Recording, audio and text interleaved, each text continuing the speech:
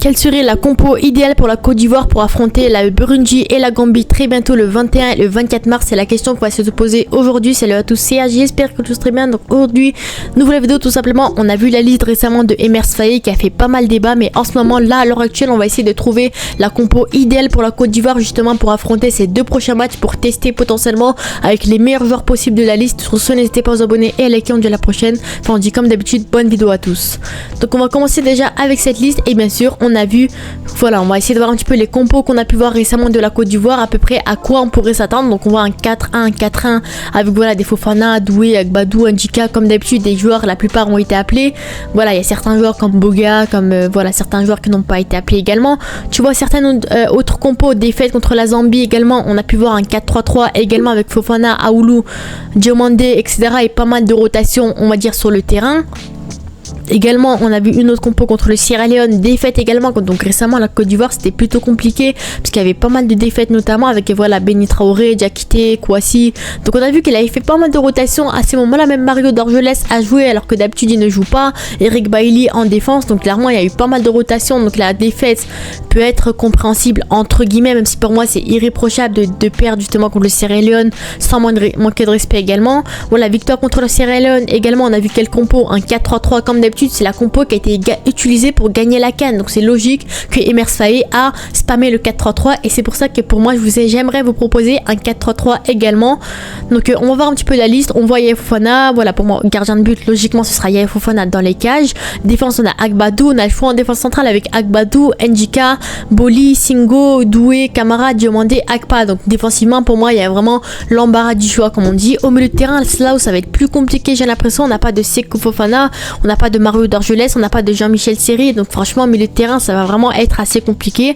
T'as des caissiers notamment, t'as des Aoulou, t'as des Traoré, t'as des Sangaré potentiellement, des Gbama également qui a fait son retour en sélection, donc on verra tout ça. Et en attaque également t'as pas mal de joueurs, mais en vrai de vrai ça va être plutôt compliqué d'aligner un trio en attaque parce que ça va être plutôt compliqué. T'as des Oumar Diakité qui malheureusement je trouve qui n'est pas en grande forme à l'heure actuelle au stade de Reims, Adjingra qui logiquement pour moi qui est indispensable à la sélection ivoirienne, même si malheureusement il a très peu de temps de jeu à Brighton. T'as Evan Guessin qui est vraiment très bon à Nice en ce moment, t'as Des Crasso qui est très bon au Paris FC, Sébastien Haller qui a fait son retour dans le championnat hollandais, Bayo et bien sûr Nicolas Pepe. Donc pour ça je vous ai élaboré bien sûr une compo qui pour moi peut vraiment être très très belle.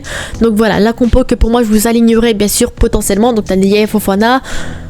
Logiquement, pour moi, gardien de but, il n'y a aucun débat, c'est bien sûr Yaya Fofana. Ensuite, latéral droit, tu as Wilfried Singo qui fait vraiment un début de saison vraiment intéressant. On va dire Alex Monaco, c'est l'un des meilleurs latéral droits à l'heure actuelle de Ligue 1. Et enfin, bon, pas en Ligue des Champions, il est vraiment très très bon également, mais c'est pas l'un des meilleurs latéral droits. Mais en Ligue 1, c'est l'un des meilleurs à son poste. C'est un latéral droit qui est vraiment très très important. En plus, il est polyvalent, il peut jouer en défense centrale. Donc, clairement, pour moi, Wilfried Singo, il n'y a aucun débat là-dessus, même si on va dire il pourrait y avoir la concurrence avec Guela Doué qui est vraiment très très bon également, qui est vraiment intéressant. Mais franchement Singo pour moi il n'y a aucun débat. Ensuite en défense t'as Emmanuel Agbadou qui a trouvé petit à petit son retour en sélection, qui a trouvé sa place petit à petit parce que malheureusement Agbadou il n'avait pas joué la CAN, on le sait. Emmanuel Agbadou il n'avait pas joué la CAN parce que voilà je connaissais pas la raison. Apparemment il est blessé en ce moment, mais pour moi il va largement faire son retour. Il est très bon en première ligue cette saison et il est même titulaire indiscutable. Donc franchement Agbadou pour moi il n'y a aucun débat. En première ligue il s'est imposé, c'est un défenseur qui est vraiment intéressant. En plus son club est vraiment intéressant, Wolverhampton. Donc pour moi de ce côté là il n'y avait aucun débat là-dessus. Après voilà il y aurait pu avoir débat avec où il est le joueur Diomandé potentiellement qui aurait pu être intéressant. Après on a Kosunu qui n'a pas été appelé également, qui aurait pu apporter à ce poste là. Eric Bailly qui n'a pas été appelé également, qui n'est pas très bon en ce moment, donc c'est plutôt logique. Il aurait pu avoir débat avec Ousmane Diomandé parce que pour moi c'est clairement l'avenir de la Côte d'Ivoire. Mais on voit que Emers Faé compterait sur un duo entre Ndjika et Agbadou comme on l'a vu sur les derniers matchs notamment.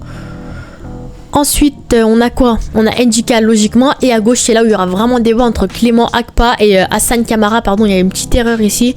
Voilà, Clément Akpa ou Hassan Camara. Moi je mettrais plus Clément Akpa qui est plutôt bon à la JOCR cette saison. C'est un très bon latéral gauche cette saison. La JOCR comme je vous l'ai dit qui fait un gros début de saison en ce moment. Voilà qui a 24 matchs, qui a beaucoup de temps de jeu en Ligue 1. Donc franchement pour moi je testerai bien sûr Clément Akpa sur le côté gauche. En plus sans manquer de respect, normalement si tout se passe bien la Côte d'Ivoire devrait s'imposer contre ses prochaines équipes. Parce que logiquement sur le papier ils sont meilleurs. Après ça veut rien dire bien entendu, le niveau africain il peut varier d'un jour à l'autre. Donc franchement pour moi Clément Akpa peut être intéressant sur le côté gauche, même si Hassan Camara fait un gros début de saison également. Et c'est là au milieu de terrain, pour moi il y aura pas mal de bourbiers et pas mal de, franchement, des choses à voir avec Kessié, Sangaré, Aoulou, Gbama et Traoré. Il faut choisir 3 joueurs. Donc moi voici les 3 joueurs que j'ai choisis. Aoulou en milieu défensif avec potentiellement Ibrahim Sangaré en tant que remplaçant. Mais moi je mettrais plus Aoulou qui a plus été appelé en sélection récemment, qui fait un gros début de saison cette saison à Angers, qui est plutôt bon en soi. Voilà, il a beaucoup de temps de jeu, il est intéressant. Donc logiquement il a été appelé et il aura du temps de jeu en sélection, je l'imagine. Ensuite, en tant que numéro 8, voilà, numéro 6, je mettrais Aoulou. Numéro 8, je mettrais bien sûr Franck Kessié. Comme d'habitude, pour moi, il n'y a aucun débat, peu importe où il joue. Même s'il joue en Indonésie, en Pakistan, peu importe, Kessié aura toujours son rôle au milieu de terrain, on va dire, de la Côte d'Ivoire. Surtout que Seko Fofana n'a pas été appelé. Donc forcément, pour moi, il y a forcément Kessié ou Fofana dans le milieu de terrain. Donc logiquement, il a été appelé. Et bien sûr, en numéro 10, numéro 8, hybride, moi, je mettrais bien sûr Ahmed Junior Traoré, qui est vraiment excellent ce début de saison à la JOCR, qui est vraiment très bon, qui fait son retour en sélection récemment. Malheureusement il n'a pas pu jouer la dernière CAN pour cause de maladie. Donc Traoré pour moi c'est mérité en tant que milieu offensif, potentiellement très gros début de saison. Il a 22 matchs, 10 buts, 2 passes D alors qu'il joue à la JOCR. Donc franchement pour vous dire à quel point Traoré c'est vraiment un incontournable au milieu de terrain de la JOCR et bien sûr de la Côte d'Ivoire. Et pour moi c'est mérité sur le fait qu'on l'appelle à ce poste là.